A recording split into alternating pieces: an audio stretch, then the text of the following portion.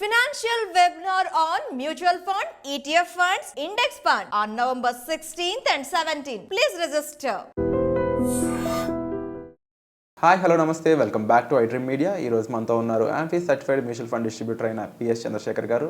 ముఖ్యంగా ఇన్వెస్ట్మెంట్ చేసే వాళ్ళు నష్టపోవడానికి గల రీజన్స్ ఏంటి, ఏ కారణాల వల్ల వాళ్ళు నష్టపోతున్నారు అనేవి ఈరోజు ఎపిసోడ్లో తెలుసుకుందాం. Hi sir. హాయ్ అండి. ఇన్వెస్ట్మెంట్స్, స్టాక్ మార్కెట్ అనగానే గుర్తొచ్చే పదం. కానీ స్టాక్ మార్కెట్ అనగానే ముఖ్యంగా ఇంకా ఎక్కువ మంది భావించేది నష్టాలు. స్టాక్ మార్కెట్ అనగానే ఎన్నో అచీవ్మెంట్స్ ఉన్నాయి.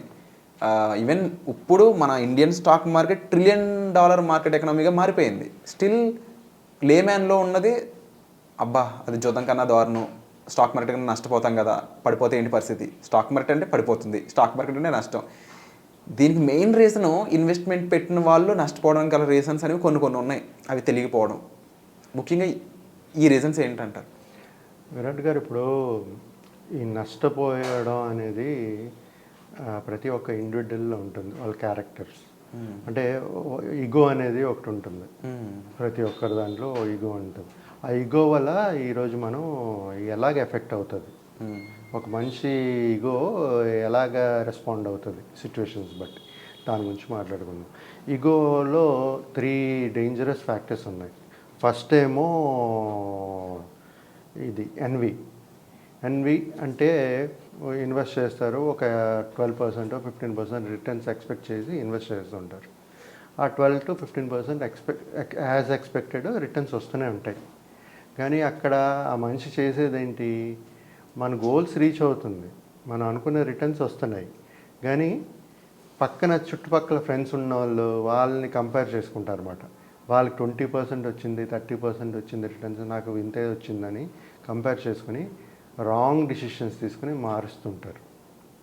ఆ టైంలో ఏమవుతుంది, ఆ ఫండ్ పర్ఫామ్ చేయకపోతే మళ్ళీ వాళ్ళ గోల్ కూడా రీచ్ అవ్వలేరు. సో ఇలాంటి ఈగో ఫ్యాక్టర్స్ ఈ గోల్ రీచ్ అవ్వడానికి కాపోవడానికి ఒక రీజన్.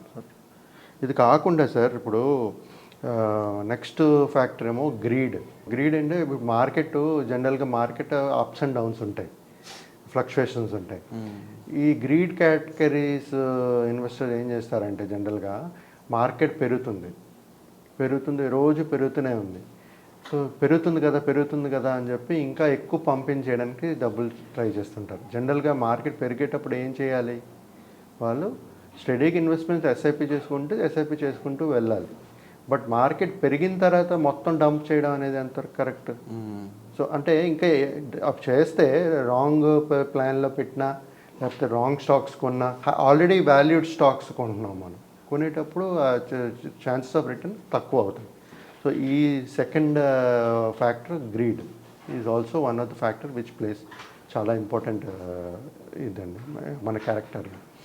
మూడోది సార్, ఇప్పుడు ఓవర్ కాన్ఫిడెన్స్ ఏమవుతుందంటే, ఒక మనిషి ఓవర్ కాన్ఫిడెంట్గా ఉన్నాడంటే అంటే తను ఏమనుకుంటాడంటే, మన మార్కెట్ని టైమింగ్ చేసుకోవచ్చు. అంటే నాకు ఎప్పుడు కొనడమో తెలుసు, ఎప్పుడు అమ్మడమో తెలుసు, అన్నీ తెలుసు మాట, నాకు తెలుసు, సో నేను చేయగలను అని చెప్పి ఎస్ఐపిలు చేయకపోవడం, లేకపోతే స్టాక్స్ పడేటప్పుడు కొనడము, లేకపోతే ఏదైతే స్టాక్స్ పెరగదో ఆ స్టాక్స్ కొనడము, అలాగా ఓవర్ కాన్ఫిడెంట్ ఉండి చేస్తుంటారు. సో ఈ 3 ఫ్యాక్టర్స్ మన ఇన్వెస్ట్మెంట్ స్ట్రాటజీలో చాలా ప్లే చేస్తుంది. సో ఇక్కడే నేను చెప్పేది ఏంటంటే సార్, ప్రతి ఒక్క కస్టమర్కి డోంట్ అండర్ ఎస్టిమేట్ రిస్క్, అలాగే డోంట్ ఓవర్ ఎస్టిమేట్ రిటర్న్స్. మన ఈగోని మనం కంట్రోల్ చేసుకోలేకపోతే మన ఈగో మన కంట్రోల్ చేస్తుంది. మన ఈగో వల్ల స్టాక్ మార్కెట్లో మనకు వచ్చే నష్టం ఏంటని అడుగుతాను. 3 ఫ్యాక్టర్స్ చెప్పాను కదా, మీకు చెప్పినట్టుగా ఓవర్ కాన్ఫిడెన్స్ ఉన్నారనుకోండి, అప్పుడు ఏంటి, ఈ స్టాక్ ఖచ్చితంగా పెరుగుతుందని అనుకుని చెప్పి ఇన్వెస్ట్ చేస్తారు, అది ఓవర్ వాల్యూడ్ ఉంటుంది. Okay, so that is one of the reason. Okay, అలాగే ఎఫెక్ట్ అవుతుంటుంది. ఇప్పుడు అదే కాకుండా, ఇప్పుడు నేను చెప్పాను కదా, ఈగో అనేది మన కంట్రోల్లో ఉండాలి. అంటే ఈ 3 ఫ్యాక్టర్స్ మన కంట్రోల్లో ఉంటే మనం మంచి ఇన్వెస్ట్మెంట్స్లో చేయగలుగుతాం. అంటే ఈ స్టాక్ ఎక్కడికి పోద్ది, తిరిగి ఇదేం పేరు అని ఒక రెక్లెస్నెస్ మ్యానర్ అంటారు. దీంట్లో ఏంటంటే సార్, నేను చెప్పేది ఆయనకు అన్నీ తెలుసు అన్నమాట. అంటే ఇవాళ మార్కెట్ పడుతుంది, ఓకే, ఇవాళ మార్కెట్ పడింది, రేపు మార్కెట్ పెరుగుతుందని ఆయనకు తెలుసు ఆల్రెడీ. It's all predictions. ఇప్పుడు ఇచ్చే వాళ్ళని అన్ని ప్రిడిక్షన్సే, ఒక అంచనాలు, వాళ్ళ టెక్నికలిటీస్ చూసి రీసెర్చ్ చేసి ఇచ్చిన సజెషన్స్. బట్ ఇక్కడ మన ఇన్వెస్టర్ ఏం చేస్తారంటే అక్కడ కాన్ఫిడెంట్గా ఉండొచ్చు, బట్ కాన్ఫిడెన్స్ మంచిది కాదు ఎప్పుడు. అంటే నాకు అన్నీ తెలుసు వాళ్ళకి ఏం తెలీదు అన్నట్టుగా ఒక ఇగో క్యారెక్టర్ ఫ్యాక్టర్ అనమాట. అలాంటిది ఉండేటప్పుడు కూడా ఈ మన ఇన్వెస్ట్మెంట్స్ అనేది దెబ్బతింటూ ఉంటుంది. సో ఇది కాకుండా మీకు చెప్పాను కదా ఇందాక ఆల్రెడీ, ఇగోని మనం కంట్రోల్ చేసుకోవాలి, లేకపోతే ఇగో మనని కంట్రోల్ చేస్తుంది, మన డిసిషన్ మేకింగ్ని తప్పుదోవలోకి తీసుకుని వెళ్తుంది. ఒక ఇన్వెస్టర్స్కి ఉండాల్సిన ఎమోషనల్ క్వాలిటీస్ ఇవన్నీ కూడా.